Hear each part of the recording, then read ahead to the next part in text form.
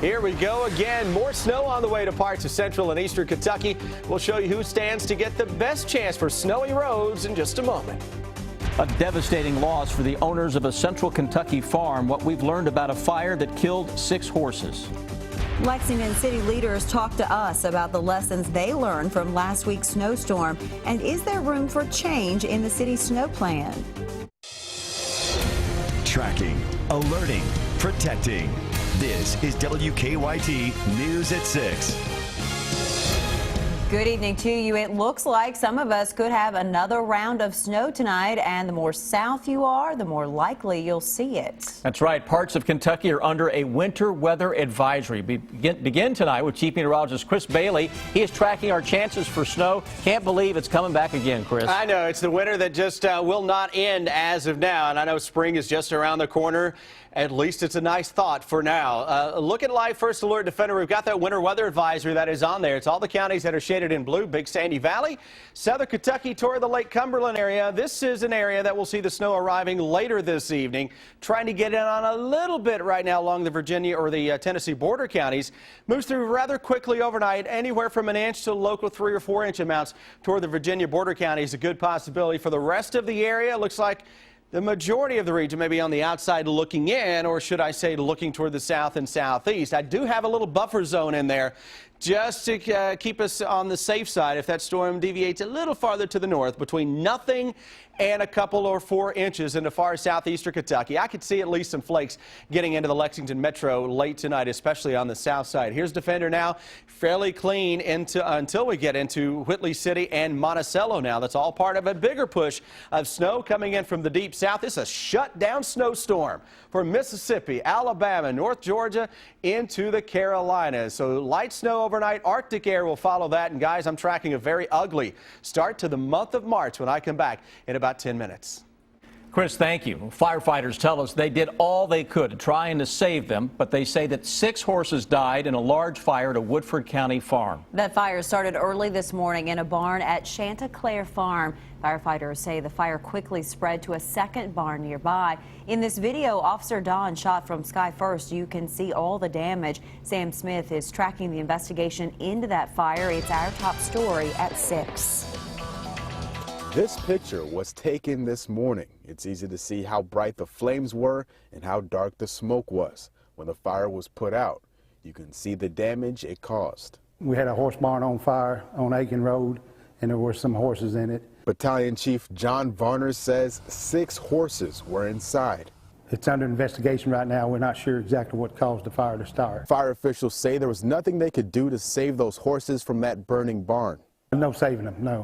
When they first saw the barn, time the owners got there to it, it was already down. They couldn't get into it. The heat from the flames set another wooden barn on fire. That building was about 30 feet away, and it was used to store hay.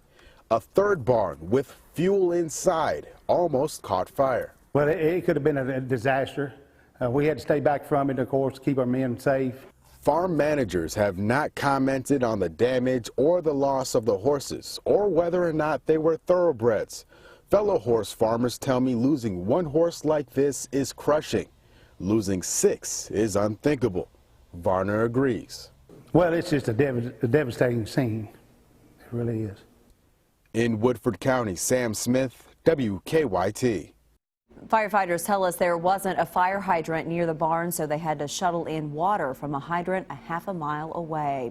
We have some more information about the history of Chanticleer Farm. The 260-acre farm was established in 1995 by a prince. Chanticleer was the base of the prince's thoroughbred breeding and racing operation until his death in 2011. Under that prince, the farm produced 5 Breeders' Cup horses. According to several publications, the farm was sold in 2013 to former San Diego Padres owner John Moores and his business partner Charles Knoll.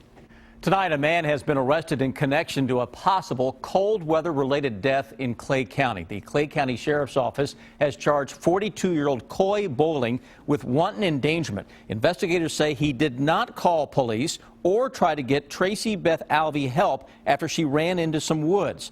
Deputies say they found Alvey dead yesterday after she had been reported missing. They think she likely died of hypothermia, but an autopsy has been scheduled. And tonight, water shortages are still affecting thousands and thousands of people in eastern Kentucky. Estill County leaders have set up water distribution centers for the 2,000 people there who don't have water. As Sean Moody tells us, people are trying to make the best out of a bad situation. This is day 4 of the water shortage in Estill County. Emergency management officials set up an emergency water distribution center at the county fairgrounds. It's actually 6 for each household, okay?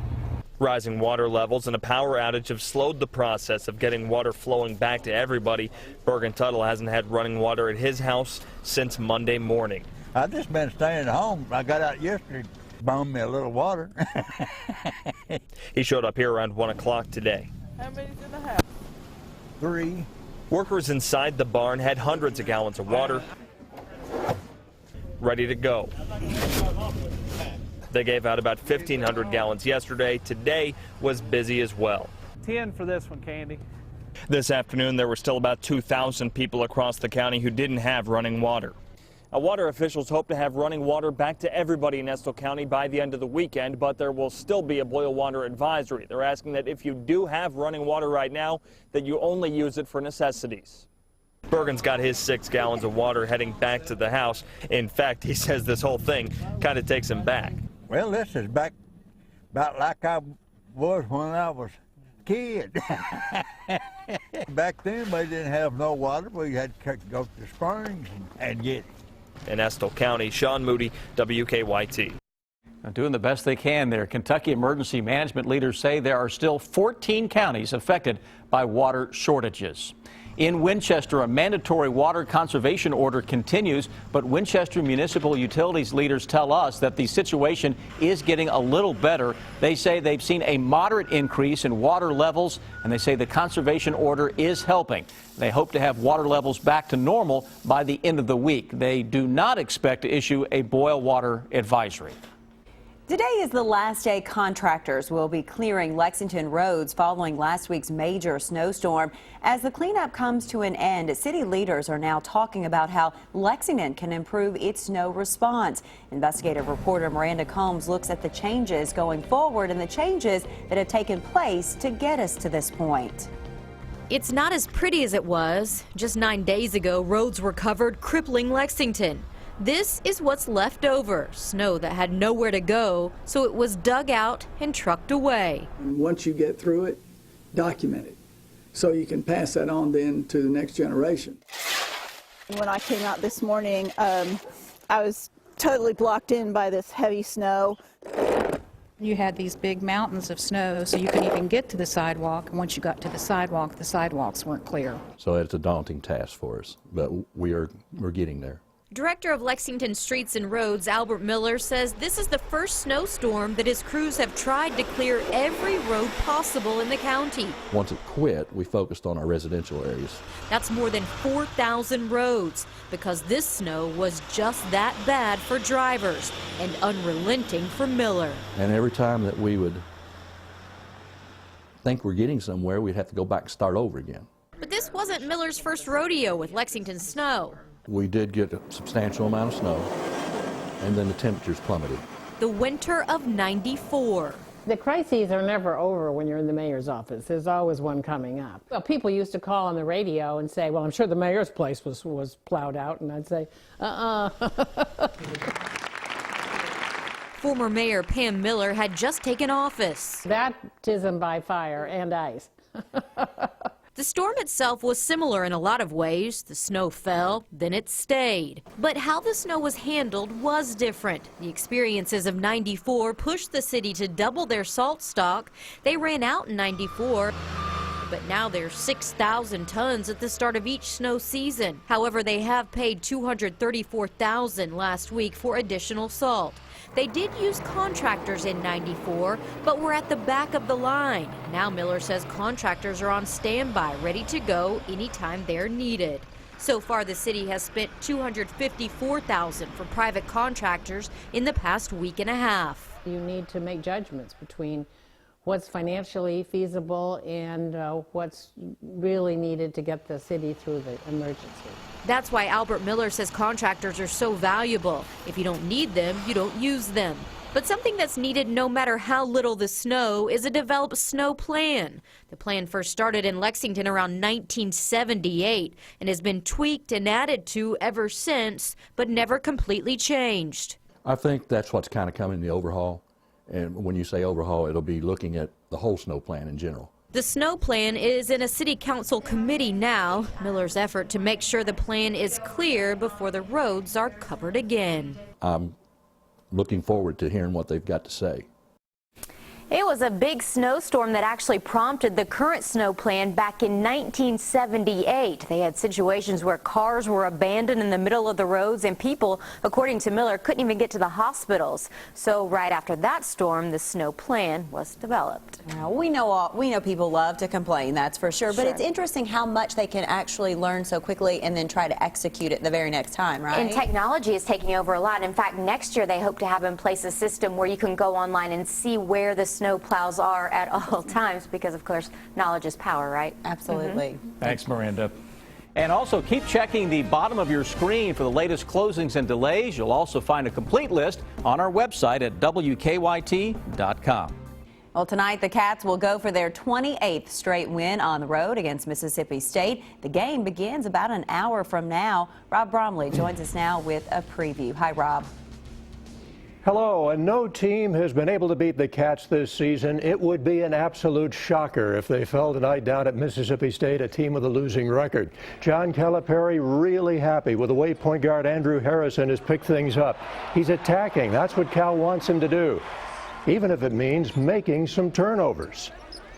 I mean, that's just kind of how I used to play, and with like kind of a reckless abandon, just playing hard as I can.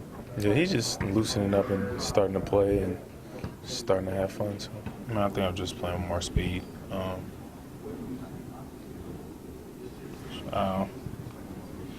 Just finding people that I wouldn't have found last year.